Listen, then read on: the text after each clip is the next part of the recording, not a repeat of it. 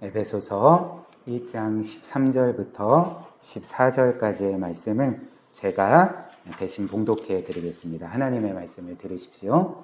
그 안에서 너희도 진리의 말씀 곧 너희의 구원의 복음을 듣고 그 안에서 또한 믿어 약속의 성령으로 인치심을 받았으니 이는 우리 기업의 보증이 되사 그 얻으신 것을 속량하시고 그의 영광을 찬송하게 하려 하심이라.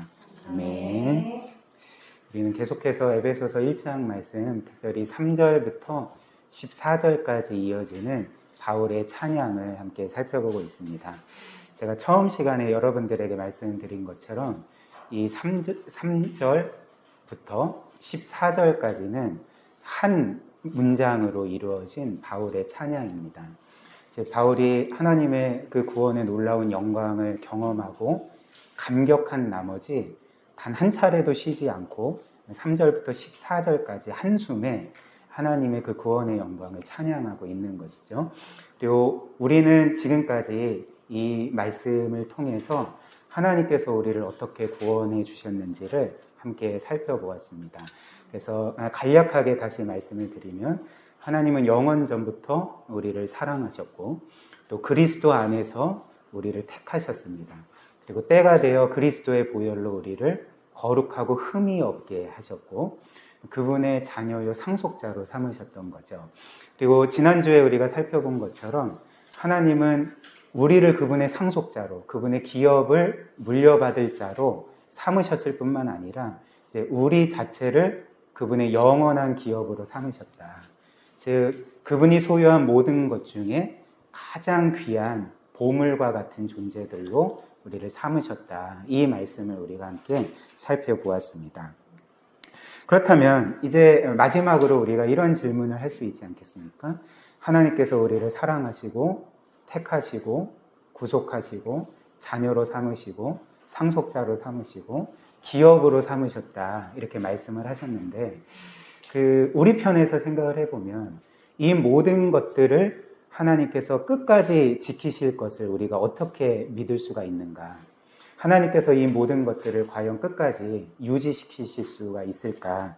혹은 이 모든 일이 중간에 취소되거나 무효화되는 것은 아닌가? 이런 생각을 할 수 있지 않겠습니까? 그러니까 구원의 확신과 관련된 내가 지금 구원받은 것 같긴 한데 혹시라도 구원이 취소되거나 무효화되진 않을까? 이런 두려움들을 한 번씩 가진 적이 있으실 것입니다. 네, 이에 대해서 성경은 우리에게 어떻게 말씀할까요? 그러니까 오늘 13절과 14절 말씀이 이런 우리의 의구심에 대한 답을 주는 거죠. 그래서 답을 말씀드리면 하나님은 이렇게 우리를 구원하시고 자녀요 상속자요 그분의 기업으로 삼으셨을 뿐만 아니라 이 모든 것들을 친히 보증하신다는 것입니다. 그러니까 이 모든 것들이 결코 취소되지 않는다. 결코 무효화되지 않는다. 너희가 나를 떠나더라도 나는 너희를 끝까지 붙들 거다. 라는 보증을 하신다는 거죠. 그렇다면 하나님은 우리의 구원을 어떻게 보증하실까요? 그러니까 오늘 13절과 14절 말씀이 하나님께서 이 모든 것을 보증하시는 그 두 가지 사역에 대해서 말씀하고 있습니다. 그래서 구체적으로 말씀드리면 첫 번째로 하나님은 성령으로 우리를 인치시는 거죠. 우리의 구원을 인치십니다. 여기에서 인치다는 것은 이제 도장을 찍는다는 말이죠. 그래서 13절 한번 다시 보십시오. 그 안에서, 즉 그리스도 안에서 너희도 진리의 말씀, 곧 너희의 구원의 복음을 듣고 그 안에서 또한 믿어 약속의 성령으로 인치심을 받았다. 즉 하나님이 성령으로 우리에게 도장을 찍으셨다. 이렇게 말씀을 하는 거죠.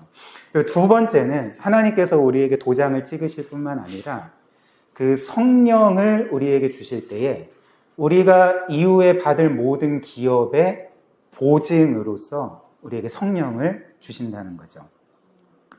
그래서 14절 다시 보십시오. 이는 우리 기업의 보증이 되사 그 얻으신 것을 속량하시고 그의 영광을 찬송하게 하려 하심이라. 하나님이 우리 기업의 보증으로서 성령 하나님을 보내주심으로 그 구원을 확실하게 보장해 주신다. 이 말씀을 하고 있는 거죠.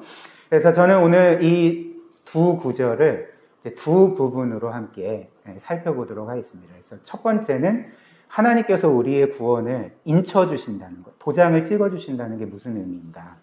두 번째는 하나님이 성령을 우리의 기업의 보증으로 주신다는 것이 이제 무슨 의미인가. 이 두 가지로 오늘 본문 말씀 함께 살펴보도록 하겠습니다. 첫 번째로 13절처럼 하나님은 성령으로 우리의 구원을 인치십니다. 우리에게 도장을 찍어주시는 거죠. 그래서 그 이를 알기 위해서는 하나님이 우리에게 도장을 찍어주신다는 의미, 정확한 의미를 알기 위해서는 이제 고대 이 성경 시대에 도장이 어떤 의미를 가졌는지를 알 필요가 있을 것입니다. 사실 지금은 그 도장이 그렇게 중요한 시대가 아닙니다. 그 인감 도장이 아니고서는 사실 사람들이 도장을 자주 사용하거나 도장을 갖고 다니는 일은 거의 없을 것입니다. 그래서 그 제가 알기로는 우리나라의 경우도 사람들이 하도 도장을 잘 쓰지 않기 때문에 인감 도장도 그 법적으로 사인으로 대체될 수 있는 그런 법안이 통과되었다고 합니다. 어찌됐든 현재 우리에게는 도장이 그렇게 중요하진 않은데, 그러나 이 성경의 시대, 고대에는 사실 도장은 굉장히 중요했습니다. 왜냐하면 도장이라는 것은 단지 신원 확인용이 아닌 그 소유자의 힘과 권세와 권한이 담겨 있는 그런 상징물이었기 때문에 도장은 매우 중요했다는 거죠. 예를 들면 그 중국의 황제들이 있지 않습니까? 그 황제들이 가진 옥새라는 게 있습니다. 옥새라는 게 있는데 그 황제의 옥새가 찍힌 것은 어떤 것이든지, 그것이 문서이든지 물건이든지 간에 그 누구도 손댈 수가 없는 거죠.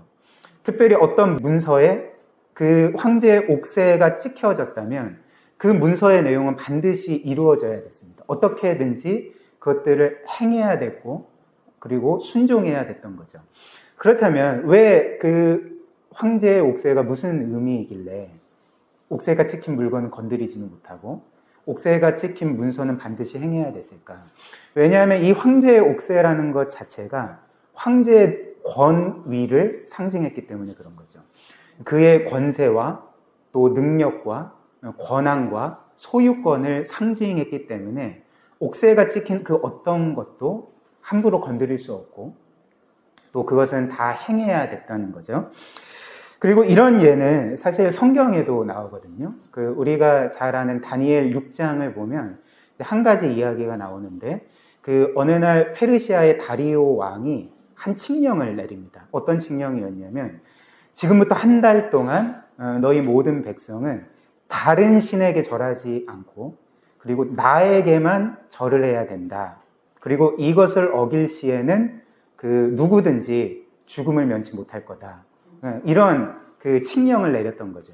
그리고 이런 칙령을 내리고 어떻게 했냐면 왕의 도장으로 그 칙령에 도장을 찍었던 것입니다. 그러니까 황제의 옥새로 그 문서에 도장을 찍어서 이것이 반드시 지켜야 되는 법으로 선포되도록 그렇게 행했던 거죠. 그런데 우리가 알다시피 하나님의 사람 다니엘은 이제 그 왕의 명령에 순종하지 않습니다. 거역을 하고 하루에 3번씩 하나님께 기도를 드리며 절을 드렸던 거죠. 그리고 그것도 모든 사람들이 볼 수 있을 정도로 이렇게 창문을 열어놓고 하루 3번씩 기도를 드렸던 것입니다. 그리고 이것이 발각되고 나서 다니엘은 결국 잡히게 되었고요. 그리고 왕의 명령처럼 다니엘은 사자굴에 던져지게 되거든요. 근데 사자굴에 던져지게 되고 그 입구를 돌로 막았는데 성경에 따르면 그 돌 위에도 왕의 도장으로 봉했던 거죠. 그러니까 이것은 무엇을 말할까요? 그러니까 그 누구도 지금 왕의 도장이 찍혀진 돌을 옮길 수도 없고 그리고 다니엘을 구해줄 수도 없는 거죠. 그러니까 다니엘은 꼼짝달싹 못하게 그 안에서 사자의 밥이 되었어야 됐는데 우리가 알다시피 하나님이 그를 구원해 주셨던 거죠. 근데 어찌됐든 이렇게 과거에도 이 도장이라는 것은 그 소유한 사람의 권세, 권한, 소유권을 상징적으로 보여주는 물건이었던 거죠. 그렇다면 이제 13절 말씀처럼 하나님께서 우리의 구원을 보증하시기 위해서 성령으로 우리를 인치셨다 말씀합니다. 즉 성령이라는 도장을 가지고 우리에게 그 도장을 찍으셨던 거죠. 그렇다면 이는 무엇을 의미하겠습니까? 하나님의 성령의 도장이 찍힌 우리를 그 누구도 건들 수가 없다는 거죠. 그 누구도 손댈 수 없고 그 누구도 우리를 하나님으로부터 떨어뜨려 놓거나 빼앗거나 우리의 구원을 취소하거나 무효시킬 수가 없다는 것입니다. 왜냐하면 하나님은 이미 자신의 소유로서 우리에게 도장을 찍으셨기 때문에 그런 거죠. 그렇기 때문에 이런 약속은 하나님이 반드시 우리의 구원을 이루실 거다. 우리를 반드시 끝까지 영원히 책임지실 것이고 그분의 자녀요, 기업으로 삼으실 거다. 이 약속은 결코 변치 않고 반드시 이루어질 거다. 이것을 보증하시는 것이 이제 우리를 성령으로 인치셨다라는 의미가 되는 것입니다. 그리고 오늘 본문 말씀처럼 하나님께서는 다른 것이 아니라 이제 성령으로 우리를 인치셨다 이렇게 말씀을 하는 거죠. 그러니까 이것은 무엇을 보여주냐면 하나님 편에서 우리에게 성령으로 도장을 찍으셔서 그분이 우리의 구원을 보증해 주셨던 것처럼 또 한편으로 우리 편에서는 하나님이 도장을 찍으심으로써 우리의 구원을 보장해 주신다는 것을 우리로 하여금 계속적으로 깨닫게 하시고 믿게 하시고 우리의 삶에 적용하게 하신다는 것입니다. 그 일을 누가 하시냐면 이제 우리의 도장이신 성령께서 하시는 거죠. 그래서 성경은 하나님께서 다른 것이 아니라 성령 하나님으로 우리를 인치셨다 이렇게 말씀을 하는 것입니다. 그렇다면 성령 하나님은 우리가 하나님의 영원한 자녀요, 기업이라는 것을 이제 어떻게 보장을 해주시는가, 어떻게 깨닫게 하시고 믿게 하시는가. 그 일을 위해서 성령 하나님은 우리를 위해서 이제 두 가지 중요한 일을 하시는 것입니다. 그래서 첫 번째는 성령은 우리로 하여금 하나님을 아버지로 믿게 하시는 거죠. 그리고 그 하나님을 아빠, 아버지라고 부르게 하시는 거죠. 그리고 두 번째는 성령께서 우리에게 그리스도께서 우리를 위해 하신 모든 일들을 깨닫게 하시고 기억하게 하시고 그 일로 말미암아 우리가 영원한 하나님의 자녀인 것을 확증해 주시는 것입니다. 그래서 첫 번째로 성령께서는 우리가 하나님의 자녀인 것을 이제 확증해 주시는 거죠. 그래서 제가 이 유인물에 프린트해 드린 로마서 8장 15절 16절 한번 보십시오. 이렇게 말씀을 하죠. 너희는 다시 무서워하는 종의 영을 받지 아니하고 양자의 영을 받았으므로 우리가 아빠 아버지라고 부르짖느니라. 성령이 친히 우리의 영과 더불어 우리가 하나님의 자녀인 것을 증언하시나니 이렇게 말합니다. 성경은 이 성령 하나님을 가리켜 오늘 이 로마서 말씀처럼 양자의 영, 즉 아들의 영, 자녀의 영이라고 부르는 것입니다. 그리고 이 성령께서 우리에게 하시는 일이 무엇이냐면 16절 말씀처럼 우리가 하나님의 자녀인 것을 우리의 영과 함께 친히 증언하신다는 거죠. 우리로 하여금 깨닫게 하시고 믿게 하신다는 것입니다. 그리고 더 나아가서 성령께서는 단지 우리가 하나님의 자녀인 것을 믿게 하실 뿐만 아니라 더 나아가 15절 말씀처럼 우리로 하여금 아빠, 아버지라고 부르짖게 하신다 이렇게 말씀을 하는 거죠. 어떤 사람들은 이 로마서 8장 15절 말씀을 보고 우리가 하나님을 아버지라고 부르는 것은 좀 괜찮은 것 같은데 아빠라고 부르는 것은 좀 과하지 않나, 좀 뭔가 그 하나님의 위엄에 어울리지 않는 것 같고 또 우리도 뭔가 좀 이런 위대하신 하나님을 아빠라고 부르는 게 좀 우리가 생각할 때 좀 부적절한 것 같고 이런 생각이 들 수도 있을 것입니다. 그런데 성경이 우리가 하나님을 아빠, 아버지라고 부르는 것은 사실 우리가 그렇게 부르고 싶어서 부른다고 말씀하는 게 아니라는 거죠. 그러니까 우리가 원해서 그리고 우리의 어떤 자의대로 하나님을 아빠, 아버지로 부르는 것이 아니라 지금 성령께서 우리로 하여금 아빠, 아버지라고 부르짖게 하신다는 거죠.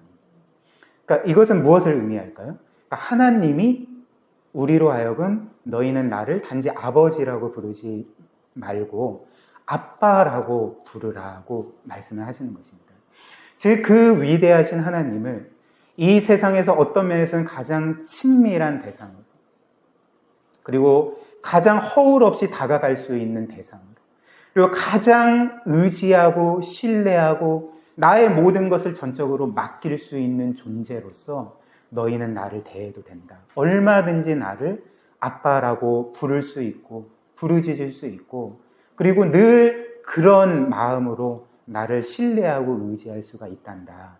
이런 것을 성령께서 우리의 마음 가운데 깨닫게 하시고, 우리로 하여금 그 하나님을 단지 어떤 우리로서는 동떨어진 아버지가 아니라 정말 우리 가까이에 있는 아빠로서 대하도록 우리 안에서 그렇게 역사하신다는 것이죠. 그래서 이 모든 것을 통해서 성령께서는 내가 정말 하나님께 속한 자이구나, 정말 내가 하나님의 자녀이고 하나님은 나의 아버지가 되시고 그 아버지께서는 나를 결코 버리시는 적이 없고 나를 끝까지 사랑하시고 나를 아버지로서 지켜 보호하시고 인도하시는구나 라는 것을 도장을 찍어서 보증해 주시는 것이 바로 성령께서 우리에게 행하시는 일이라는 거죠. 그 다음 두 번째로, 성령께서는 우리에게 그리스도께서 행하신 모든 일들을 깨닫게 하시고 기억나게 하시고 믿게 하시는 거죠. 그래서 제가 적어드린 요한복음 16장 13절과 14절 말씀 보시면 우리 주님께서 제자들에게 이렇게 말씀을 하셨습니다. 한번 보십시오. 진리의 성령이 오시면 그가 너희를 모든 진리 가운데로 인도하시리니 그가 스스로 말하지 않고 오직 들은 것을 말하며 장래 일을 너희에게 알리시리라. 그가 내 영광을 나타내리니 내 것을 가지고 너희에게 알리시겠습니다. 이렇게 말씀을 합니다. 지금 예수께서는 그분이 십자가에서 죽임 당하시고 제자들을 떠나실 것을 아시고 나서 그 제자들에게 마지막으로 그 고별 설교를 하시는 가운데 이 말씀을 주셨습니다. 근데 그 고별 설교 중에 한 부분이 바로 성령 하나님과 관련된 거죠. 그래서 내가 이제 잠시 후면 너희를 떠날 것이지만 너희를 고아처럼 내버려 두지 않을 거다. 하나님께서는, 우리의 아버지께서는 너희에게 성령을 보내주실 것이고 그 성령께서 행하시는 일은 무엇이냐면 너희를 모든 진리 가운데 인도하실 거다. 그분은 진리의 영이시다. 이렇게 말씀을 하는 거죠. 그러면 이제 제자들 편에서, 우리의 편에서 성령께서 진리의 영이시고 우리를 모든 진리 가운데 인도하신다고 하면 성령께서 우리에게 가르쳐 주시는 진리의 내용은 무엇인가? 그것은 무엇일까요? 그러니까 13절, 14절 다시 보시면 이렇게 말씀을 합니다. 그가 스스로 말하지 않고 오직 들은 것을 말하며 장래 일을 너희에게 알리시리라. 그가 내 영광을 나타내리니 내 것을 가지고 너희에게 알리시겠습니다. 즉 성령께서 우리에게 알려주시는 진리가 무엇입니까? 그분 자의로 말씀하시는 것이 아니라 내 것을 가지고, 즉 예수 그리스도께서 행하신 말씀을 가지고 너희에게 가르쳐 주실 것이고, 그리고 성령께서는 나의 영광을 나타내리라. 주님의 영광이 무엇일까요? 우리를 위해 그분이 십자가에 죽임 당하시고 우리를 구원하시고 우리를 자녀로 삼으시고 그래서 그 은혜의 영광을 나타내신 것. 그래서 성령께서 우리에게 행하시는 일은 분명해지지 않았습니까? 그러니까 성령이 우리 안에서 행하시는 일은 그리스도를 믿게 하시는 일인 거죠. 이 성경을 통해서 복음의 말씀을 가지고서 우리로 하여금 예수님께서 하신 모든 말씀들을 기억나게 하시고 깨닫게 하시고, 특별히 예수 그리스도께서 우리를 위해 죽으시고 부활하심으로 우리의 모든 죄값을 영원히 치르시고 우리가 하나님의 영원한 자녀가 되게 하신 이 모든 것들을 지속적으로 우리로 하여금 깨닫게 하시고 믿게 하시는 분이 바로 우리 안에 계시는 성령께서 행하시는 일인 것이죠. 그래서 이 모든 것을 통해 또다시 우리가 정말 하나님의 영원한 자녀이고 구원이 결코 취소되지 않고 하나님은 영원토록 우리를 기뻐하시고 우리 또한 하나님을 영원토록 기뻐할 거라는 것을 도장을 꽉 찍어 주셔서 보증해 주시는 것이 바로 오늘 성령께서 우리에게 행하시는 일이라는 것입니다. 그렇다면 이제 두 번째로 성령께서는 우리의 구원을 이렇게 인쳐주신다 말씀하시지 않았습니까? 근데 이제 두 번째로 말씀하시는 바가 무엇이냐면 성령께서는 우리에게 도장을 찍어주실 뿐만 아니라 하나님께서 그 성령을 우리의 기업의 보증으로서 주신다는 거죠. 14절을 다시 한번 보십시오. 이렇게 말씀하죠. 이는 우리의 기업의 보증이 되사 그 얻으신 것을 속량하시고 그의 영광을 찬송하게 하려 하심이라. 이렇게 말씀을 합니다. 지금도 그렇고 당시에도 그렇고 우리가 어느 시점에는 우리의 부모님으로부터 그분들의 재산을 상속받게 되지 않습니까? 근데 사실 부모님의 재산을 상속받을 때 우리는 어느 때나 그 모든 것들을 상속받을 수 있는 것이 아니라 부모님이 돌아가실 때 혹은 부모님이 돌아가시지 않더라도 우리가 어느 정도 장성한 그 시기에 이를 때에 우리는 부모님의 재산을 합법적으로 상속을 받을 수 있을 것입니다. 근데 그때가 아니고서는 사실 이 상속을 받을 수 있는 것이 아닌 거죠. 그래서 이는 우리 하나님의 자녀들도 마찬가지인데요. 하나님께서 우리를 그분의 자녀여 상속자로 삼아 주신 것은 확실하나 그러나 지금 우리가 그 모든 기업을 상속으로 받은 건 아닙니다. 이 모든 것들을 받을 수 있는 때는 지금이 아니라 마지막 날 그리스도께서 이 세상 만물을 다시금 회복시키시고 영원한 하나님의 나라를 완성하실 때에 우리는 그 하나님의 합법적인 상속자로서 그 모든 기업을 이제 상속받게 되는 거죠. 근데 그 때가 이르기 전까지는 우리는 사실 이 땅을 살아가는 동안 하나님의 기업을 온전히 받은 것은 아니라는 것입니다. 근데 오늘 말씀하시는 바가 무엇입니까? 하나님께서 어찌됐든 상속자인 우리가 받을 그 기업이 정말 확실한 것을 보증하시도록 도장을 찍어주셨을 뿐만 아니라 기업의 보증으로서 성령을 우리에게 미리 주셨다는 거죠. 그렇다면 하나님께서 성령을 기업의 보증으로 주셨다는 것은 무엇을 의미할까? 여기에서 이 보증이라는 단어는 성경 보시면 여러분들의 성경을 보시면 특별히 개역개정 성경에 이는 우리의 기업의 보증이 되사에서 이 보증이라는 말에 각주 4번이 달려 있을 것입니다. 그리고 각주 4번의 내용을 보면 이렇게 기록되어 있거든요. 헬라어로 보증금 이렇게 기록이 되어 있습니다. 즉 원문은 이 보증이라는 말의 단어는 보증금이라는 단어죠. 그렇다면 이제 여러분들이 생각할 때 그 부동산에서 그 보증금을 말하는 건가? 이렇게 생각을 하실 수도 있을 것입니다. 근데 비슷한 면도 있고 다른 면도 있습니다. 이 보증금이라는 것은 이 당시에 어떤 것이었냐면 똑같이 상거래를 할 때 뭐 집을 팔고 사거나 혹은 땅이나 밭이나 뭐 여러 귀한 물건들을 사고 팔 때에 만약에 내가 어떤 것을 사게 될 때 이것을 한 번에 값을 치르지 않고 내가 이 값의 10분의 1을 먼저 보증금으로 주고 나머지 10분의 9는 이후에 반드시 주겠습니다. 라는 의미로서 주던 것이 이 보증금이었던 것이죠. 그렇기 때문에 이 당시 보증금이라는 것은 만약에 이 보증금을 주면 나머지 것도 내가 반드시 주겠다는 법적 효력이 있는 약속과 같았다는 거죠. 그렇다면 하나님께서 우리의 그 영원한 기업의 보증물로서 성령을 주셨다는 의미는 무엇일까요? 하나님께서 이렇게 말씀을 하시는 거죠. 내가 성령을 너희에게 주었고 이것은 내가 너희의 영원한 그 모든 기업을 때가 되면 반드시 줄 것이라는 약속이다. 나는 내 약속을 결코 취소하지 않을 거고 무효화시키지 않을 거고 내가 너희에게 성령을 준 것처럼 반드시 이 모든 영원한 기업을 너희에게 때가 되면 줄 것이다. 이런 법적 효력을 가지고 하나님은 약속의 성령을 우리의 기업의 보증으로서 주신다는 거죠. 그렇다면 우리가 성령을 받았다는 의미는 우리에게 어떻게 다가오게 되겠습니까?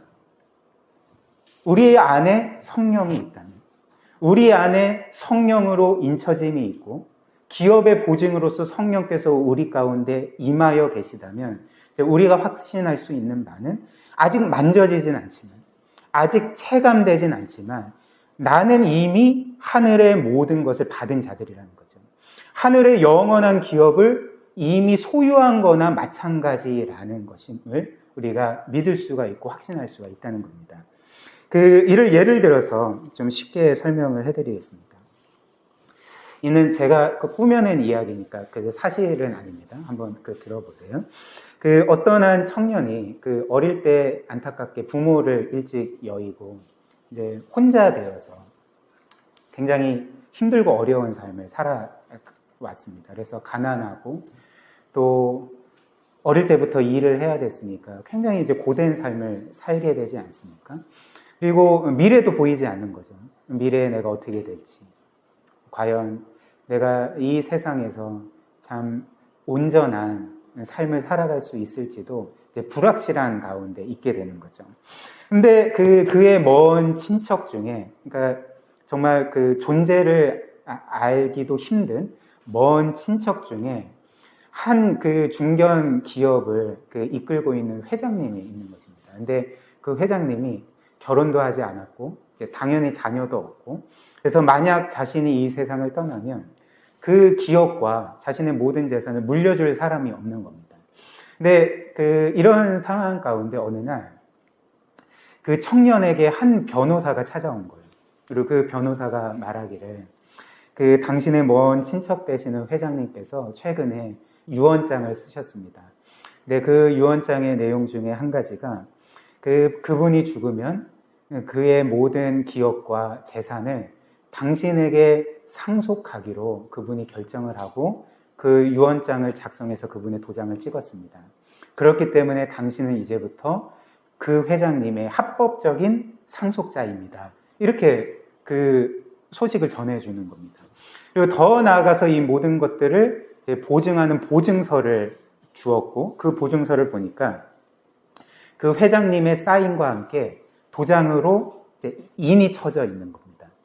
그러면 이제 이후에 이 청년은 어떤 삶을 살게 될까요? 이 청년의 삶은 어떻게 되겠습니까? 그러니까 모든 것이 변하는 거죠. 지금 그 회장이 자신의 모든 것을 상속하여 준다는 그 보증서를 갖고 있고 거기에 분명히 도장이 찍혀 있고 이것을 갖고 있는 그 청년은 이제 이후로는 모든 삶이 바뀌는 거죠. 물론 지금 당장 체감되는 건 없습니다. 여전히 가난하고 여전히 이 세상에서 어렵고 힘들게 하루 벌어서 하루 살아가고 그리고 앞으로 내가 어떤 직장에 취직할 수 있을지 없을지도 불확실하잖아요. 근데 이 청년은 과거와는 달리 자신이 뭔가 이 세상에서 실패하거나 그리고 현재 자신이 가난한 것 그리고 앞으로의 미래가 불투명하고 뭔가 자신이 무언가 성공할 것 같지 않은 모든 것들이 이제는 전혀 문제가 되지 않은 것입니다. 왜 그럴까요? 이미 그는 모든 것을 가진 자이기 때문에 그런 거죠. 이미 그의 미래는 확실하게 보증되어 있기 때문에 그런 것입니다. 그렇기 때문에 현재 가난해도 현재 뭔가 좋은 직장에 다니면서 일을 하지 않더라도 뭔가 미래가 불투명하다 할지라도 그 보증서를 통하여서 그가 확신할 수 있는 바는 내 미래는 이미 정해졌다. 내 미래는 이미 확실해졌다. 그렇기 때문에 나는 현재 가난할지라도 뭔가 실패할지라도 나는 이 모든 것들이 전혀 문제가 되지 않고 나는 도리어 현재 겪고 있는 이 가난과 고난과 아픔이 먼 미래의 영광과 비하면 아무것도 아니기 때문에 난 이 모든 것들이 전혀 상관없는 삶을 살아갈 수 있다. 이런 삶의 변화를 겪게 되지 않겠습니까? 그러니까 이것이 바로 로마서 8장 16절부터 18절의 내용이라는 거죠. 한번 볼까요? 성경이 우리에게 이렇게 약속합니다. 성령이 친히 우리의 영과 더불어 우리가 하나님의 자녀인 것을 증언하시나니 자녀이면 또한 상속자 곧 하나님의 상속자요 그리스도와 함께한 상속자니 우리가 그와 함께 영광을 받기 위하여 고난도 함께 받아야 할 것이니라. 생각하건대 현재의 고난은 장차 우리에게 나타날 영광과 비교할 수 없도다. 이렇게 말씀을 합니다. 우리가 읽은 것처럼 성령께서는 우리 안에 우리가 하나님의 자녀인 것을 계속 증언하시는 거죠. 그것에 대해서 인쳐주시고 또 보증해 주시는데, 그 17절 말씀 특별히 보시면 자녀이면 또한 상속자, 곧 하나님의 상속자여 그리스도와 함께한 상속자니 우리가 그와 함께 영광을 받기 위하여. 여기서 영광은 무엇일까요? 그러니까 우리가 먼 훗날 받게 될 그 영원한 나라의 기업인 거죠. 그 영광을 가리키는 것입니다. 근데 이 영광을 받기 위하여 고난도 함께 받아야 할 것이니라 이렇게 말하는 거죠. 왜냐하면 아까 그 청년의 예를 한번 기억해 보십시오. 아직 상속받을 때는 되지 않았습니다. 그렇기 때문에 여전히 가난한 거죠. 여전히 뭔가 삶에 고난이 있는 거죠. 여전히 매일매일 일하면서 고단한 삶을 보내고 있는 거죠. 그러니까 우리도 마찬가지죠.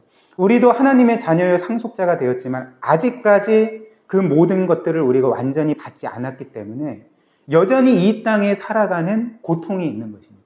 죄와의 싸움이 있는 것이고 우리의 영적인 실패가 있지 않겠습니까? 그러니까 이런 고난을 받아야 되는 거죠. 근데 확실한 것은 무엇일까요?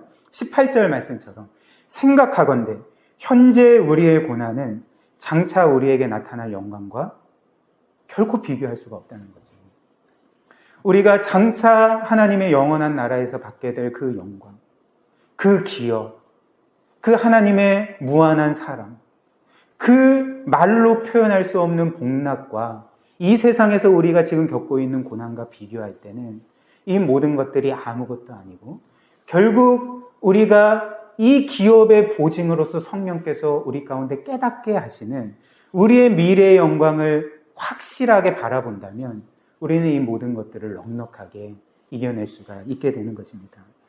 따라서 우리에게 이 세상에서의 그 모든 고통과 아픔과 실패들은 장차 우리에게 나타날 영광과 비교할 수 없는 것이고, 그렇기 때문에 우리에게는 지난주에 말씀드린 것처럼 이 땅에서의 실패가 결코 궁극적인 실패가 아니라는 거죠. 한번 생각을 해보십시오. 만약 우리의 삶에서 이 세상이 우리에게 전부이고 끝이라면 우리의 인생이 어떻게 될까요? 우리가 믿고 있다 할지라도, 신앙생활을 하고 있다 할지라도 우리의 인생에서 이 세상이 전부이고 끝이라면 우리의 삶은 과연 어떻게 되겠습니까? 우리는 이 세상에서 우리가 원하는 만큼 얻지 못하거나 우리가 바라는 만큼 뭔가 성취하지 못하고 성공하지 못한다면 나의 인생은 실패이고 끝났다라고 생각할 것입니다. 왜냐하면 이 세상이 나에게 전부이고 끝이기 때문에 그런 거죠. 그러나 우리에게는 이 세상이 전부가 아닌 거죠. 이 세상이 끝이 아닌 것이죠. 우리에게는 미래의 영광이 있고 영원한 나라가 있고 그 영원한 나라의 모든 기업이 있고 하나님의 자녀로서 누릴 그 무한한 영광이 있고 기쁨이 있고 복락이 있기 때문에 우리는 단지 이 현재만을 바라보며 살아가는 자들이 아니라 단지 현재의 삶에서 내가 얼마나 얻었는지, 내가 얼마나 이루었는지, 내가 얼마나 이 세상에서 다른 사람들에게 괜찮은 사람으로 인정받고 있는지에 따라서 내 존재의 가치가 결정되는 것이 아니라 이미 나의 미래는 결정되어 있고 나의 영원한 가치는 결정되어 있고 나의 영원한 복락은 이미 그리스도 안에서 결정되어 있기 때문에 우리는 이 미래의 영광을 바라보며 슬픔 가운데서도 기뻐할 수 있고 가난 중에서도 풍요로운 삶을 살아갈 수가 있고 고난 가운데서도 그 모든 것들을 넉넉하게 이겨낼 수 있는 이 세상에서 유일무이한 특별한 사람들이 바로 하나님의 자녀들인 우리라는 것입니다. 성경이 바로 우리에게 이 사실을 분명하게 알려주시고 성령께서 이 모든 것들을 인치셔서 그리고 그분이 친히 기업의 보증이 되셔서 우리로 하여금 믿게 하신다. 이것이 바로 오늘 말씀의 핵심이라는 거죠. 사랑하는 우리 귀한 지체 여러분, 우리는 과거를 바라보며 사는 사람들도 아니고 현재를 바라보며 사는 사람들도 아니고 미래의 영광을 바라보며 살아가는 사람들입니다. 이 모든 하나님의 약속과 우리의 확실히 이루어질 영광스러운 미래를 바라보며 늘 기쁨 가운데 또 평안한 가운데 감사한 가운데 그분의 뜻을 받들며 살아가는 은혜가 우리 모두에게 있기를 주님의 이름으로 축복합니다.